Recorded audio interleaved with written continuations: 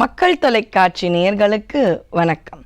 தெய்வ திருமணம் பகுதியில் அடியேன் திருமயிலை கற்பகலட்சுமி சுரேஷ் உங்களை சந்திப்பதில் மற்றற்ற மகிழ்ச்சி. நாம் ஆண்டாள் ரங்கமன்னார் என்ற ஒரு மானுட பெண் இறைவனை அடைந்த ஒரு அற்புதமான வைபவத்தை நாம் கேட்டுக்கொண்டிருக்கின்றோம். பொதுவாகவே ஒவ்வொரு திருமண வைபவத்தின் போதும் அடியேன் உங்களுக்கு சொல்வேன், இது எல்லாமே ஜீவாத்மா பரமாத்மாவின் சங்கமம் என்று. அது உண்மையாகவே இங்கே பார்த்தீங்கன்னா மணப்பெண் யாரு? அவள் பூமி பிராட்டியாக இருந்தாலும் இந்த ஆண்டாளாக அவள் இருக்கும் பொழுது நம்மை மாதிரி நமக்காக வாழ்ந்தவள். அவள் ஒரு ஜீவாத்மா. இவள் யாரை கரம் பிடிக்கின்றாள் அப்படின்னு பார்த்தீங்கன்னா, அரங்கனுக்கு என்றே பிறந்து அவள் அரங்கனை கரம் பிடிக்கின்றாள். முதலாவது திவ்ய தேசம், அதாவது பூலோக வைகுண்டம். வைணவத்தில் கோயில்னாலே ஸ்ரீரங்கம்ங்க. சைவத்தில் கோயில் என்றால் சிதம்பரம் என்றால், வைணவத்தில் கோயில் என்றால் திருவரங்கம். அப்படிப்பட்ட திருவரங்கத்து தெய்வமாம் ஸ்ரீரங்கனை கரம் பிடிக்கின்றாள் அந்த பரமாத்மாவை. அப்படிப்பட்ட ஒரு வைபவத்தை தான் கேட்டுக்கொண்டிருக்கின்றோம். ஸ்ரீவில்லிபுத்தூரில் விஷ்ணு சித்தர் என்ற பெரியாழ்வாரை பற்றி தெரிந்து கொண்டோம். பெரிய பக்தர், பெரியாழ்வார் என அனைவராலும் அன்போடு அழைக்கப்படுகின்றார். அவர் பூ தொடுத்து இறைவனுக்கு என அற்புதமாக மாலை கட்டி இறைவனுக்கு சாற்றுவார். அதில் நிறைய திருத்துழாய் என்ற ஒரு மாலையை அவர் சாற்றுவாராம்.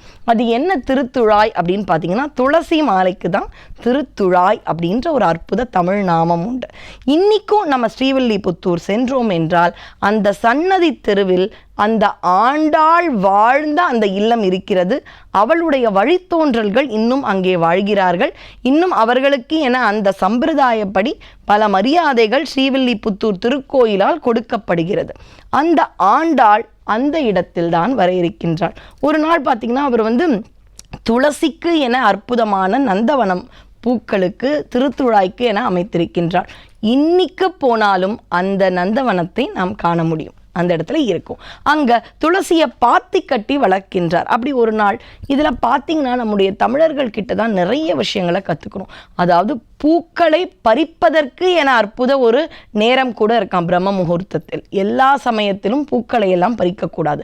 இந்த சமயத்தில் தான் பூக்களை இறைவனுக்காக பறிக்க வேண்டும். ஏனென்றால் வண்டு எச்சில் அப்படின்னு சொல்லுவாங்க. எதை என்றால் தேனை சொல்வார்கள் வண்டு எச்சில்னு.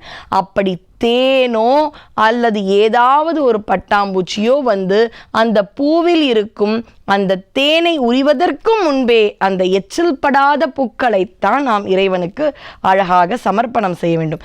எந்த சமயத்தில் வேணாலும் எடுக்கலாமா? அது தூய்மையான பூவான பக்திக்கு எதுவுமே சிறந்தது தான், அதில் மாற்று கருத்து அல்ல.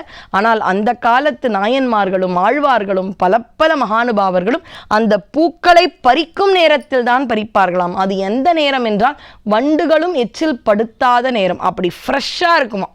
அந்த சமயத்தில் உடனே பறித்து மாலை அவர்கள் கட்டி இறைவனுக்கு சாற்றுவார்கள். அப்படி அவர் திருத்துழாயும் மலர்களையும் பறிக்க சென்ற நேரத்தில் அவருக்கு ஒரு அழுகை குரல் கேட்கிறது. அவருக்கு பெண் குழந்தை கிடையாது. ஏதோ ஒரு குழந்தை அழறது கேட்கறதே அப்படின்னு போகும்பொழுது, நான் சொன்னது போல எந்த ஆழ்வார்களும் எந்த மானுட பிறவியில் வயிற்றில் உதிப்பதில்லை. அவர்கள் கண்டெடுத்து எடுக்கப்பட்டவர்கள். அப்படியாக அங்கே பெண் குழந்தை ஒன்றை அவர் கண்டார். அந்த குழந்தை பார்த்தீங்கன்னா அவ்வளவு அழகாக இருக்குது. பொதுவாகவே குழந்தை என்பது எவ்வளோ அழகாக இருக்கும். நம்ம சொல்லுவோம் இல்லையா, எந்த ஒரு பிராணியினுடைய குழந்தையுமே அழகாக இருக்கும். பெருசான பன்றியை பார்த்தால் அந்த மிருகத்தை பார்த்து நம்ம இந்த மிருகம் ரொம்ப அழகாக இல்லையே நினைப்போம். ஆனால் அதனுடைய குட்டி எனப்படும் பொழுது, அந்த குழந்தைத்தன்மை என்று இருக்கும் பொழுது, இறைவன் படைத்த படைப்பில் அனைத்து உயிர்களும் அழகுதானே. அதில் ஒரு அற்புதமான ஒரு பெண் குழந்தை ரொம்பவே அழகாக வட்ட முகத்தோடு அவ்வளவு அழகாக கிடைக்கிறாளாம். கிடைத்த பொக்கிஷம் என எடுத்து கொண்டு தன்னுடைய மனைவியிடம் கொடுத்து, ஒரு விஷயம் இருக்குங்க, நம்ம எப்படி வாழ்கிறோம், அதாவது நம்முடைய குழந்தைக்கு நாம் செய்யும் செயல் வேறு விதமாக இருந்து நீ இப்படித்தான் செய்ய வேண்டும் என்று சொன்னால் நம்ம குழந்தைங்க கேட்பாங்களான்னா கிடையாது. நம்ம வாழ்ந்து காட்டிட்டாலே போதும், அந்த விஷயத்தை நம்ம குழந்தைகள் கண்டிப்பாக பின்பற்றுவார்கள் என்பது திண்ணம். இவர் பாருங்கள், நீ பூ கட்ட வேண்டும், இறைவனுக்காக பூ பறிக்க வேண்டும்னு சொல்லலை. தான் செய்து இந்த குழந்தையும் அவரோடு செல்வாள். பொதுவாக பார்த்தீங்கன்னா, அப்பாவிடத்தில் பெண் குழந்தைகளுக்கு கொஞ்சம் பற்றுதல் எப்போவுமே இருக்கும் இல்லையா. அதனால் இந்த குழந்தைக்கு எப்போவுமே அப்பாவோட செல்ல பிடிக்கும், அங்கே பூ பறிக்க பிடிக்கும். இதில் சுவாரஸ்யமான விஷயம் என்னென்னா, அன்னைக்கு அழகா அப்பா அம்மா தாத்தா பாட்டிலாம் கதை சொல்லுவாங்க.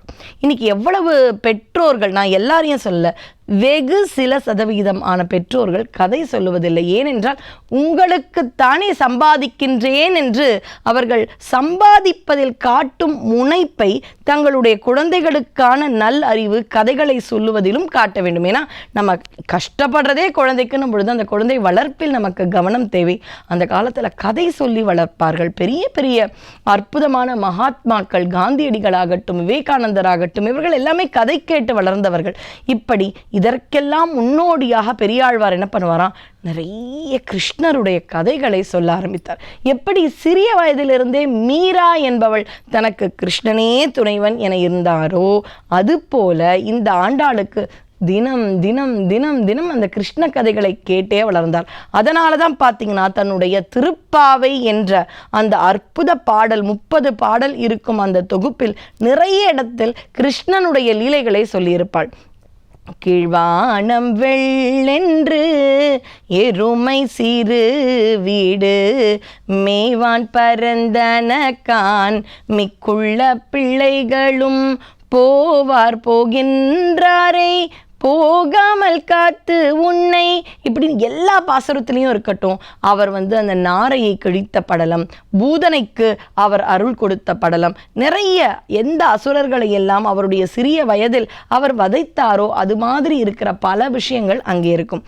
ஏன் இந்த பாசுரத்தில் இருக்கும் அந்தந்த வரிகளை எடுத்து பல மகானுபாவர்கள் அதை வைத்தே ஒரு கிருஷ்ண அவதாரத்தை எழுத்திருக்கிறார்கள். அதாவது ஆண்டாள் எழுதின ஒவ்வொரு வரிகள் ஒவ்வொரு பாடலில் எடுத்து, இப்படி சின்ன வயசுலேருந்தே அவளுக்கு தினம் தினம் தினம் தினம் கிருஷ்ண கதைகள் கேட்பது பிடிக்கும். நமக்கே கூட பாருங்கள், லிட்டில் ஃப்ரெண்ட் கிருஷ்ணா அப்படின்னு சொல்லிட்டு அந்த கிருஷ்ணருடைய கதைகள் நம்ம வீட்டு குழந்தைங்க கேட்குறதுக்கே எவ்வளோ நல்லா இருக்கும். நம்ம வீட்டு குழந்தைங்களை கூட ஆணாகட்டும் பெண்ணாகட்டும் எந்த பண்டிகை வந்தால் அந்த பண்டிகைக்கான வேஷம் போடுகிறோமோ இல்லையோ, நம்ம வீட்டு ஆண் குழந்தையாகட்டும் பெண் குழந்தையாகட்டும் ஒரு கிருஷ்ண ஜெயந்தி அன்று ஒரு நாமம் வைத்து, அதாவது திருமண் இட்டு அழகாக ஒரு மயில் பீலியோடு ஒரு கிரீடத்தை வாங்கியாவது கிருஷ்ணர் வேஷம் போடாமல் நம்ம குழந்தைங்களை வச்சுருப்போமா? கண்டிப்பாகவே இருக்காது. பெண் குழந்தையாக இருந்தாலும் சரி, ஆண் குழந்தையாக இருந்தாலும் சரி. அதனால் கிருஷ்ணர் என்பவர் நமக்கு மனதுக்கு பிடித்த தெய்வம். அந்த தெய்வத்தை பற்றி பல பல கதைகளை அந்த பெரியாழ்வார் சொல்லிக்கொண்டே இருந்தார். அதனால் ஆண்டாள் அவளுக்கு கோதை என்ற நாமம் வைத்தார். அவருக்கும் பார்த்திங்கன்னா மனசு முழுக்க எப்போவுமே கிருஷ்ணர், இந்த கோதைக்கும் எப்போவுமே கிருஷ்ணா கிருஷ்ணா கிருஷ்ணா என்று தன்னுடைய அந்த சிறிய வயது முதலே கிருஷ்ணர் மீது தன்னுடைய கவனத்தை செலுத்த ஆரம்பித்து விட்டார். தொடர்ந்து ரசிப்போம் இந்த அற்புதமான ஜீவாத்மா பரமாத்மா சங்கமத்தை. நன்றி, வணக்கம்.